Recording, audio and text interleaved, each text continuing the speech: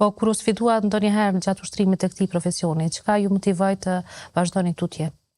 Sfida është e çdoditshme tek ne, domethënë si tek rastet elektive apo ato të cilët i planifikojmë, për emergjencë mos flasim, për arsye se shumica janë raste nganjëherë edhe të papritura dhe nuk e din dhe se çka po të pret, por kirurgjia në vetë është çdo ditë sfidë.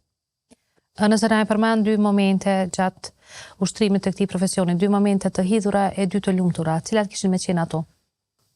Momentet e hidhura janë normalisht momentet kur e shef pacienti që domethënë edhe përkundër masave tua që i ke ndërmarrë për shkak të gjendjes apo smundjes së avancuar, suksesi nuk është ashtu siç ti din, domethënë janë edhe ato momente ku nganjëherë edhe deprimohesh, mirë po normalisht ajo rezultati tek raste të tjera të motivon që të vazhdosh, domethënë të vazhdosh edhe me pjesën tjetër apo me pacient tjerë.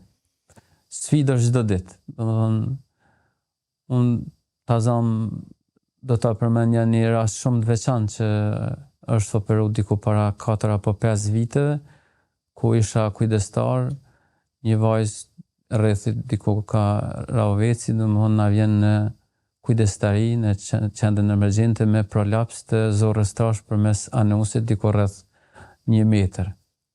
Domethënë intervenimi kirurgjik është kry atë ditë, domethënë pa hapje të barkut me reseksion apo largim të asaj pjese dhe anastomozë transanale, që quhet si procedura Altenmayerit, dhe pacientja normalisht pas 7 ditë ka shkuar në shtëpi dhe edhe pas përcjelljeve mos nuk ka pas asnjë problem. Domethënë ishte një rast goxha sfidant dhe rast pothuajse me dijen intime realizuar për herë të parë që njëkohësisht e patemi publikuar edhe në webfaqen e shërbimit spitalor, klinik dhe universitar. Ishte si rast sfidant në kujdestari. Raste sfidante kemi pothuajse çdo kujdestari me trauma, me smundje të ndryshme, kështu që kirurgjia ka sfidë në vete.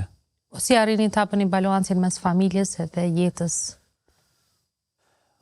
Nganjëherë është e vështirë, mirë po kur në familje gjen mirëkuptim, ajo është e lehtë pastaj me u të i kalu, për arsye se shpeshherë nuk jenë familje, qoftë gjatë festa ndonjëherë apo gjatë pjesëve tjera të pushimit ku profesionit duhet ti përgjigjesh, qoftë festë, qoftë natën apo ditën kur je i caktuar, duhet ti përgjigjesh profesionit.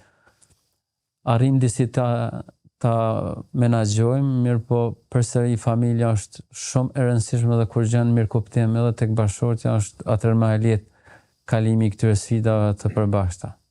A flisit tek familja për profesionin, për stresin ose si e menaxhoni stresin? Kogja shumë nuk mundona ta transmetoj atë brengat po megjithatë vrena. Për arsye se ka raste kur domethënë kur e di që pacienti vun për shkak të reagimit të mjekut, domethënë gjumi nuk bëhet. Domethënë e ki brengën në vazhdimsi si ditën si natën, se si po shkon përcjellja në vazhdimsi gjendjes e analizave kështu me radhë.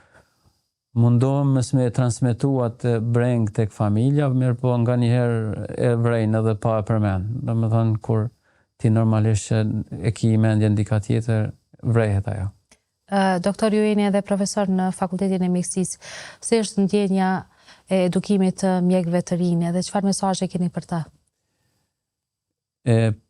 Përcjellja e dijes është tek unë mendoj që është një mjeshtrie përcjelljes së dijes tek të rinjt dhe besoj që edhe ata që janë afër meje, por atë studentët e shohin ato.